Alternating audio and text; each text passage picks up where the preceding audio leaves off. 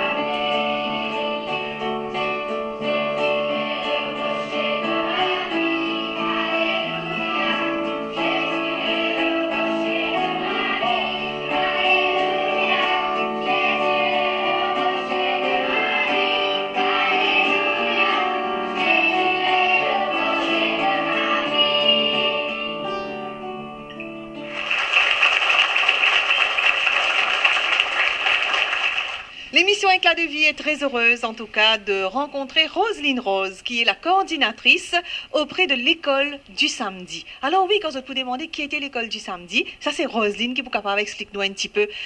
Comment ça l'initiative la fin arrivée, fin née? Bien, ça fait longtemps que nous avons cette école du samedi. On peut dire de génération, d'intergénération. Donc, le tout petit, on commence du berceau, nous avons le primaire, nous avons le bourgeon, même jusqu'au jeune. Alors, je me suis dit, mais puisque ces enfants, bon, ils travaillent pas mal, pourquoi ne pas les présenter au grand public? Et c'est une des raisons que je me suis tournée vers Anita, parce que je sais qu'elle s'intéresse à tout groupe sociaux. Alors, en tous les cas, c'est magnifique qu'ils nous trouvaient comment ça va, petits enfants-là, chanter merveilleusement bien.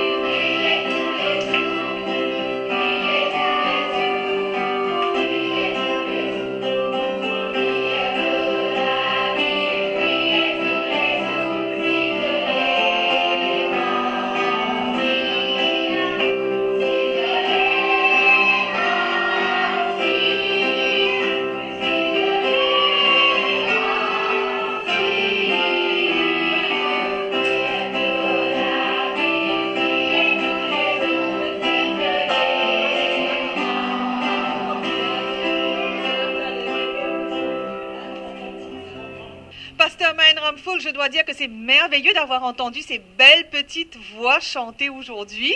Alors, c'est au cours, justement, de cette école du samedi. Alors, parlez-nous-en un petit peu. Oui, cette école du samedi date de 1852. Et il y a un certain monsieur White, James White, qui était alors un des fondateurs du mouvement adventiste. À l'époque, il se demandait, mais comment est-ce qu'on va faire pour éduquer les jeunes, pour que les jeunes puissent avoir une étude permanente sur la Bible. Alors, qu'est-ce qu'il a fait? D'un voyage d'un État à l'autre, il a réfléchi longuement et puis il a créé un petit journal qu'on appelle Youth Instructor. Donc, si vous voulez, pour traduction, l'instructeur des jeunes. Et il a inclus dans ce petit journal une leçon de la Bible pour chaque jour. Ça commence à partir du dimanche jusqu'au vendredi. Ensuite, il a publié ce petit journal, Youth Instructor, et les jeunes qui pouvaient acheter ce journal, ils l'achetaient, mais pour les pauvres, il les distribuait gratuitement. C'est extraordinaire de voir aujourd'hui que vous continuez ce travail. Oui, en effet, parce que au fil des années, il y a un autre président de ce même mouvement qui s'appelait John Byington. Lui, le 31 décembre 1947, il a trouvé qu'il fallait réorganiser cette école du samedi. Alors, il a fait de son mieux pour réaliser cette organisation, disons, la mettre en différentes sections.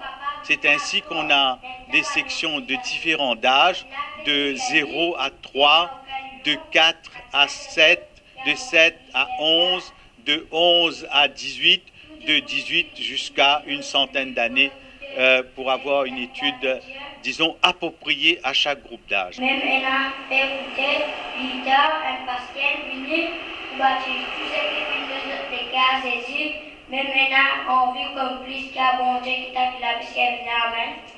Alors aussi, je vais vous dire qu'il est tout à fait vraiment merveilleux de voir que vous occupez les enfants, donc les jeunes de notre société et de différents groupes d'âge, parce que de nos jours, c'est ce dont nous avons besoin, c'est-à-dire créer le chemin afin qu'ils puissent, eux, marcher vers une spiritualité adéquate pour eux et pour leur âge. En effet, parce que le créateur, si je peux m'exprimer ainsi, de cette institution, l'école du samedi, avait bien réfléchi à propos de l'éducation des jeunes. Il s'est dit, si on laisse les jeunes comme ça, livrés à eux-mêmes, à un certain moment, ils vont se déconnecter avec la vie religieuse.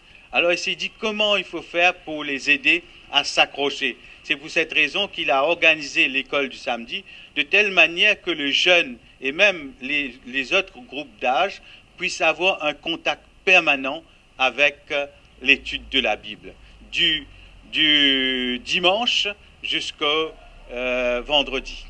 Alors, si le public s'interroge effectivement sur le lieu où nous sommes, eh bien, nous nous trouvons sur la plage de Pointe-au-Piment, puisque l'école du samedi, ici à Pointe-au-Piment, se trouve juste à côté, dans ce centre. Jésus